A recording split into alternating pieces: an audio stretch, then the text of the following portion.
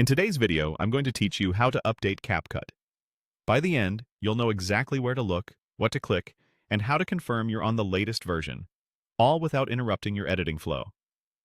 First, open CapCut. Give it a moment to load into the main workspace.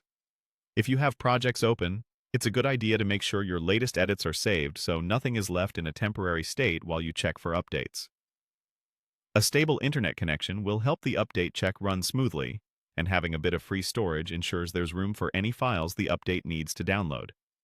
Once you're on the home or workspace screen, keep your attention on the top area of the interface where key controls live.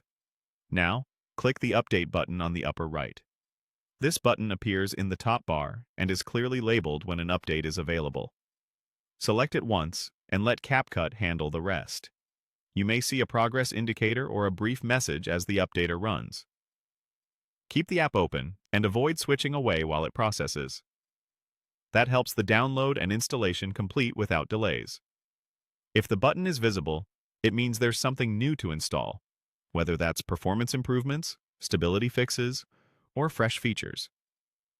Updates often address bugs and enhance export reliability, so it's worth running them as soon as you notice the prompt. If you're in the middle of a heavy edit, consider letting the brief update finish before continuing so new features and fixes apply to your current session. You can see if the app is up to date now. After the update completes, the button typically changes to show that you're on the latest version, or it disappears entirely. Some interfaces show a short confirmation message indicating you're all set. If, when you opened the app, you didn't see an update button at all, that generally means CapCut is already fully updated.